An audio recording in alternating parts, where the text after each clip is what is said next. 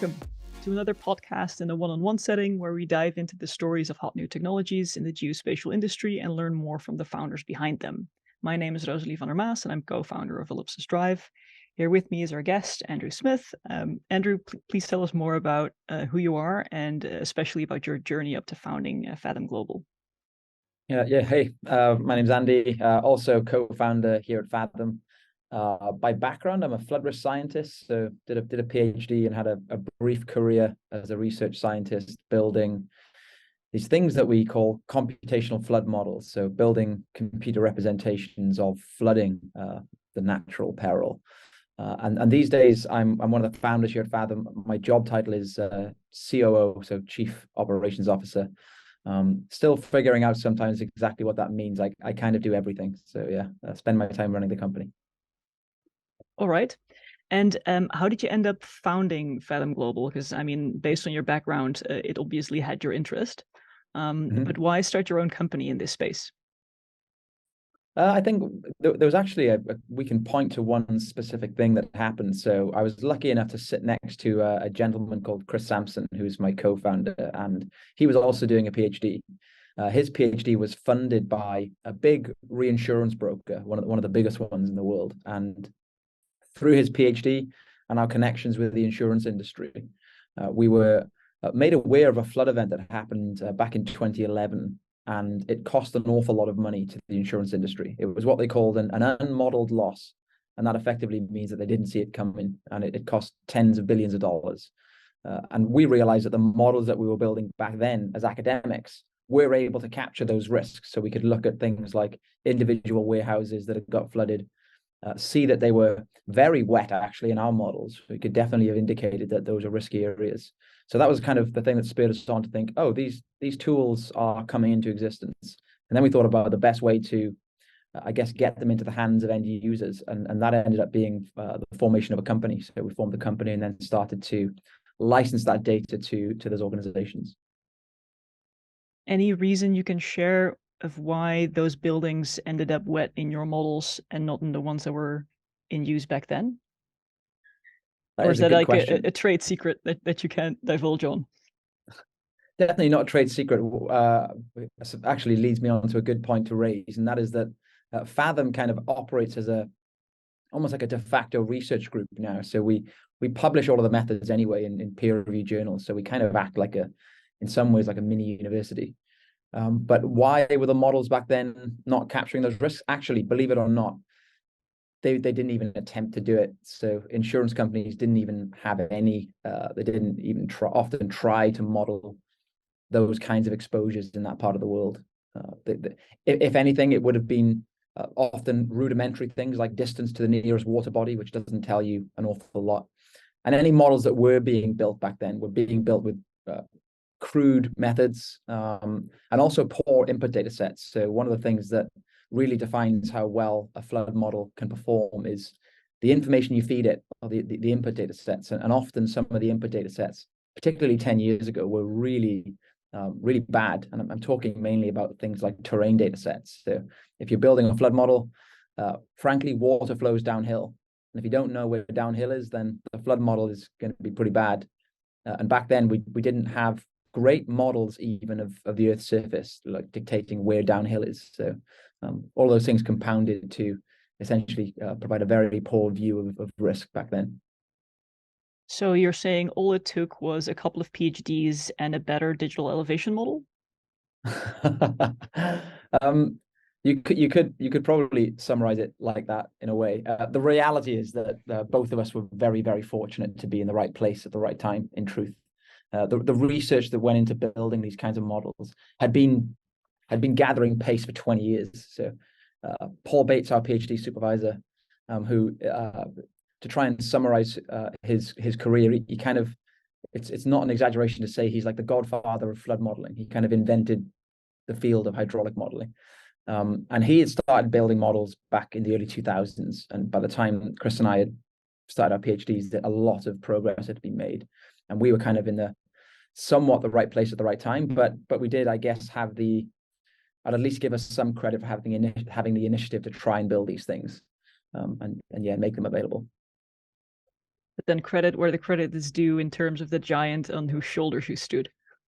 Yeah, exactly. Yeah, that's an analogy that's well used and definitely applies in this case for sure.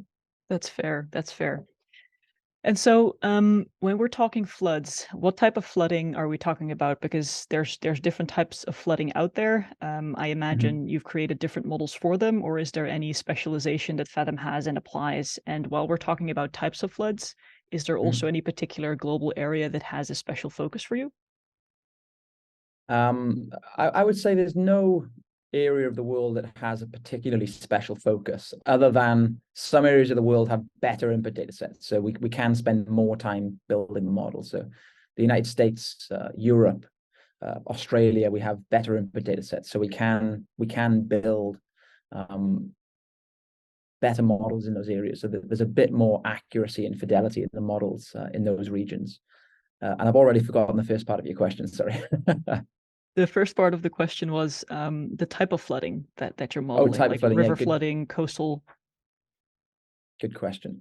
So we cover all climate-driven forms of flooding, and what I mean by that is that things are principally influenced by the climate, and that includes three things. So that's flash flooding, so flash flooding at very local scales from localized intense rainfall. River flooding or fluvial flooding, so when rivers drain, fill up, and then overtop their banks, and also coastal inundation as well. And we cover every river, every stream, and every bit of coastline on the planet, um, outside of Antarctica and Greenland, I should say. Uh, you need some different physics in the models for ice, so we don't have those. Any market for that, or you believe that's fair to skip? Yeah, fair to skip. I think not. There's not much insurance penetration in Antarctica, I as far as I'm imagine. aware. Yeah. So, when modeling these different types of flooding, are the inputs significantly different, or is it a very similar trick? By different, do you mean in different parts of the world, or you mean for the actual perils? For the actual perils, like for example, flash Yeah. flooding, I imagine it can take a different method or a different set of input data to give you a good idea of exposure there, as opposed to, for example, coastal flooding. I may be wrong, but I'm curious. No, you're absolutely right. Yeah, we model each peril independently, and the principal difference is effectively how you plug in water into the model domain. So the model domains in for each peril remain the same. So the river channels remain in there, the terrain data sets remain in there. We leave in things like flood defenses. So all the structure of the model remains the same. The thing that changes is effectively how we plug in a mass or a volume of water into the model domain. The pluvial modeling, we're effectively mimicking rain. So we're literally raining into the model domain. So we're plugging in water in a spatial kind of a spatial pattern really in time. So you're kind of raining into the model domain. For the fluvial modeling, we actually plug a discharge into the channels. So we'll have a point in the river channels and we'll plug in a volume of water in the form of something called a hydrograph, which effectively dictates what a volume or flow of water is in time. And for the coastal simulations, it's different again. So for the coastal simulations, it's a height. So we plug in a height of water. So we have all along the coastline, there will be an extreme water height that we plug in. And that again, varies in time, much in the same way as a hydrograph does. So that's the big difference is how we plug the water in effectively. Hmm. And then what does it take you to keep those models up to date? Because at some point, you've built them, you've done your research Mhm. on them. How do you keep improving what you have? And how do you sort of react to changes in the world, like year after year, month after month?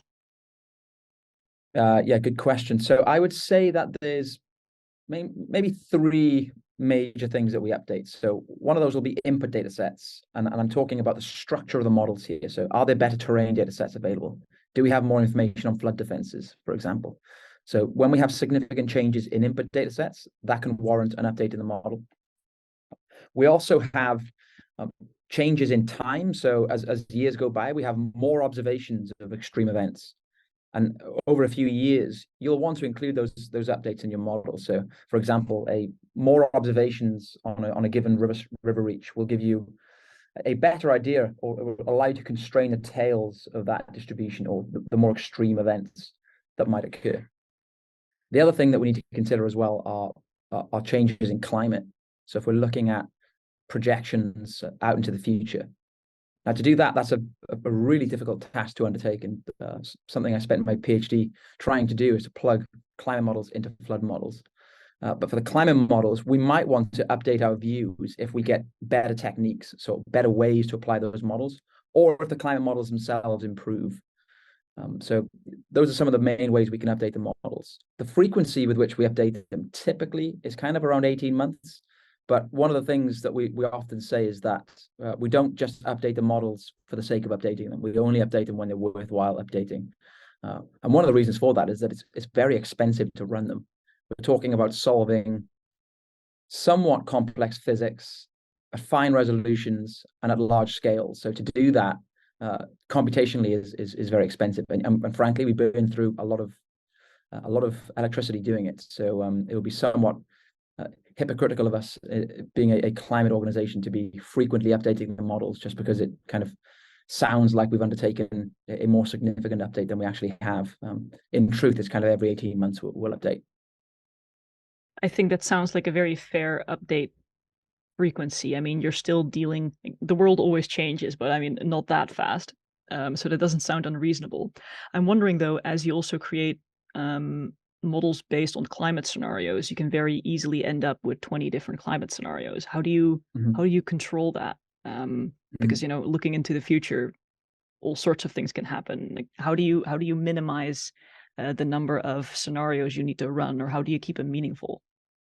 That's a good question. So in some ways, you don't want to minimize the number of scenarios that you run. What you want to do is to be able to sample the whole uncertainty space. So you want to be able to consider all of the uncertainties that go into producing a climate projection. And those can include climate model uncertainties. They can include the hydrological uncertainties, so uncertainties with modeling how rain interacts with the land surface. You actually want to try and capture all of those things and then be able to sample from it. Now, a question that we've had to answer and a problem that we've had to solve here at Fathom has been trying to build a framework that allows you to do that, and actually allows you to sample any scenario that you want. And the reason that we have to do that is to satisfy requirements of different regulators around the world. So believe it or not, regulators in the US, in Europe, in Australia, they all ask for subtly different things when it comes to climate reporting. And that dictates that you need different climate scenarios. I have no problem believing that at all. Yeah. And that can be really problematic, because you end up with, from a flood perspective, we would have to rerun the models to produce those new scenarios. And again, it's very expensive to do that. So we've actually built a framework that effectively normalizes scenarios in terms of their effective change in temperature. And that normalization allows us to resample any scenario that we want. So we built a very, I guess, dynamic, malleable framework for dealing with climate uncertainty. But it does compound the uncertainty. So it does represent all uncertainties. And frankly, if you were to ask it, for example, give me a scenario of flooding in 2080 for RCP or SSP 8.5, what we can give you is the mean answer or the median answer. So I guess the best guess, but then also some representation of uncertainty. And what you'll often see is that representation of uncertainty gives you a huge variation in the answer, even spanning zero, right? So you end up with, one of the projections saying it's going to get really much worse, and another saying it's actually going to get better. The uncertainties can be that stark and wide in some cases, so that can be difficult to deal with. Yeah, I think it's. I'm going to use it as a bridge to talk about like the commercialization of your product a bit, because you've obviously brought this to market. And apparently governments are asking you for very specific versions of the model that you've created, or versions of the product that you've created. But how are you commercializing this at the moment? Which markets are you targeting, and what's the model you've built around this data product?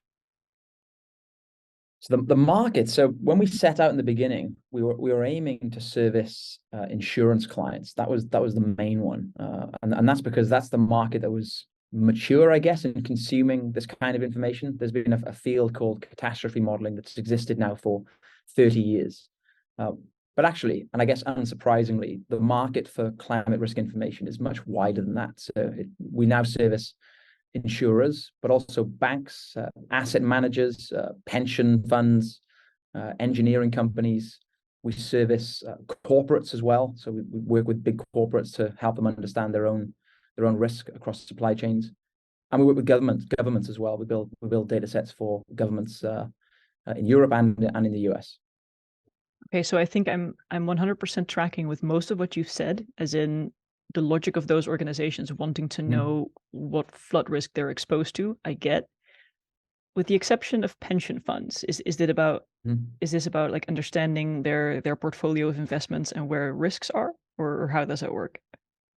Yeah, exactly. In some ways, when it comes to climate risk, pension funds are the ones that are the organizations that probably stand to they're the ones who want to understand this kind of risk even more than insurers, right? When it comes to climate risk. And the reason for that is that a pension fund is effectively a long-term asset holder. So they will do things like have portfolios of long-term assets, maybe in much in the same way as a bank with a portfolio of mortgages, right? They'll have an asset sheet that can often be span quite a long period of time. And that's the kind of asset sheet that could be impacted on the scale of climate change. So that's why pension funds are becoming interested in the realm of physical risk modeling. You might want to, for example, offload some of those assets. You want to get rid of some of them if they are going to be overly exposed in time. That makes sense. That definitely does. So did these new verticals that you've started to broaden your horizons to, aside from just insurance, did they come to you, or did you have a sales motion towards them? Kind of a bit of both, in truth. I would say driven though by the former. So we were some of those sectors we kind of, even very early on in the company, we were getting approached for information. And that as I've subsequently discovered in my crash course in running a commercial organization, is quite rare actually for you to get the customers kind of seeking you out. But that was the case, and sometimes is the case now even. Although I think our organization and the kinds of things that we produce are becoming more well known now. But there's still people discovering us, if you will. Yeah. I mean, having built my own business, I definitely know that it was party time when people started finding us the inbound way. But it sounds like you are creating a product that has obvious value to a broad market, and it makes sense for them living in a changing and data-driven world to want to seek out more risk data, which makes them come across you. So yeah, that's great to hear. So let's talk a little bit about, well, the problem you're solving for your users, but also the problem you create while selling to them. So obviously you give them a piece of intelligence that they can use to understand their own risk exposure. But could you tell me a little bit about what happens behind, not enemy lines, but what happens after the data gets sold? What does this company or organization do with it to properly leverage the value that you're bringing them? It really depends on who we're talking about. So different organizations will apply and use the data in entirely different ways. There really is a broad range of use cases for the kind of information that we produce. So, for example, an insurance company might take the information that we provide and it might alter its risk appetite. It might change some of its portfolios. It might do something like go and buy more reinsurance on a particular portfolio that is perhaps overly exposed. On the other hand, a state organization, so we've just built the first statewide flood maps for the state of Texas in the US. Those data are used by planners. So if you are in the state of Texas and you're interested, for example, in building new infrastructure and you want information on flood risk from the government, you can get that from Fathom's data that are available via the state government there. We also work, for example, with Microsoft. So Microsoft use our data, again, in a different way. And this is more traditional asset management. So they will look at their existing networks, so their data centers, identify ones that might be exposed. And then they will also use our data to identify whether they want to purchase land, for example, to build a data center somewhere in the world. So they can use our data as a quick reference point to say, exclude that as a potential site. So there really is and I'm missing probably the majority of use cases, but that's just a little sample of the things that get done with the data we produce. It gives me a bit of a spectrum indeed. And how is this data ingested? Like how is it transferred from your organization to a client organization, which will then be able to use it in the workflows that you've mentioned?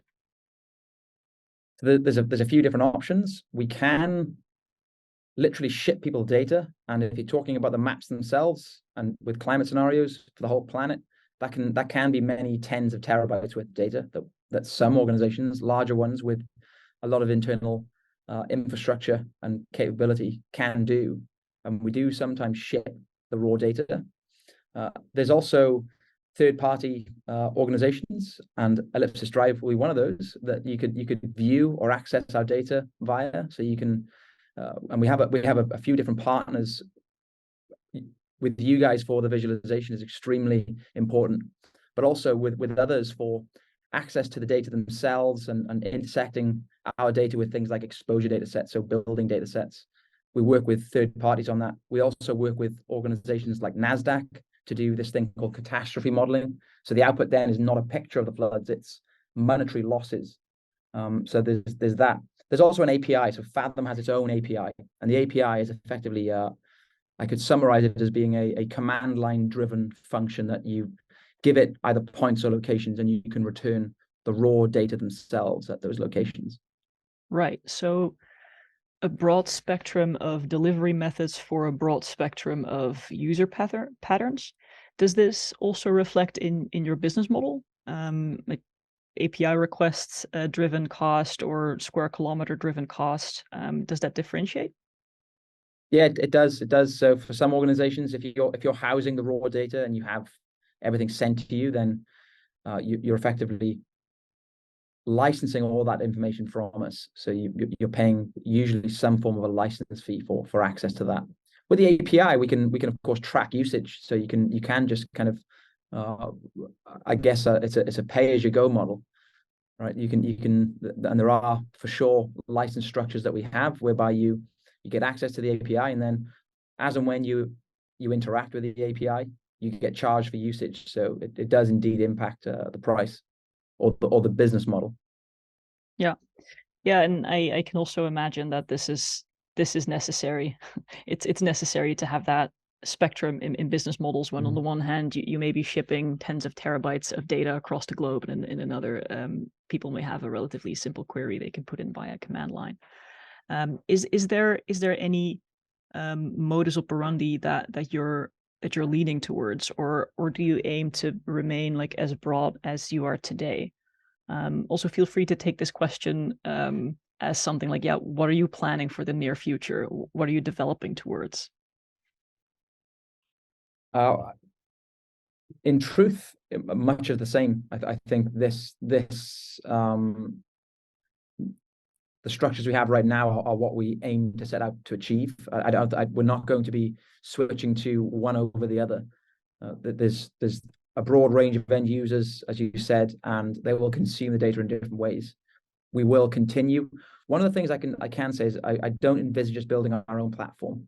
I don't think we'll do that. It's just not something we think our clients really want, and it's a pretty big deviation away from what we actually do here at Fathom, which is we're pretty focused on building the scientific models. So I don't think we'll be building our own platforms, but we will continue to ship data directly. We will continue to work with partners, and we will continue to develop the API. But the API is very different to a platform. It's literally a command line driven API. So I think much of the same for sure. Yeah. So like when you say platform, you mean, what do you take that to mean? Because there's a ton of platforms out there. I know this as well. Our company has always the strategy to partner whenever possible, and indeed sort of stick to what you're good at internally. I take it you mentioned the platform for a reason. Like, are you being asked for it, or are peers asking like, hey, when are you going to build out your product to include some front end, or what do you mean when you say platform, and we're going to stay away from that corner of the business? Well, I think in my mind, the reason I mention it is because it's the one thing that's missing from my list of 3 ways of accessing our data. And it would represent, I think, a deviation away from where we are right now, because you're kind of switching then towards a kind of SaaS model, so licensing software, and we don't aim to do that. We're a data organization, and we license data either directly or via other platforms or other pieces of software, but we don't intend on building software ourselves. All right, so it's the SaaS model that you're that you're not necessarily charmed with. Makes sense, all things considered. So I guess my last question would be, which maybe you've already answered in part, but imagine it's Christmas time and you're looking back on 2023. What's the big hurdle that you took this year, or what's the big rock that you demolished? Maybe you've already done it. Maybe it's planned for the next few months. The big thing that we've overcome, I mean, we overcame some pretty big hurdles already in the year, releasing our new global data set. So that was a significant undertaking, and it's taken 18 months of development. This year, I mean, I would say the release of our global catastrophe models would be one, but I'm not sure that will actually happen this calendar year. May happen at the end of Q4 is the aim, but yeah, I'll stick with that. Actually, our global cat models. If it's Christmas and I'm making a Christmas wish list, then having them completely released and rolled out by then would be great.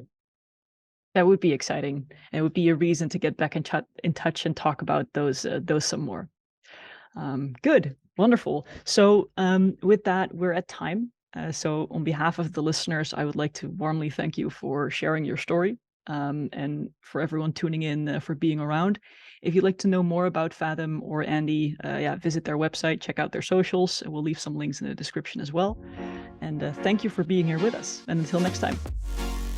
Great. Thank you. Bye.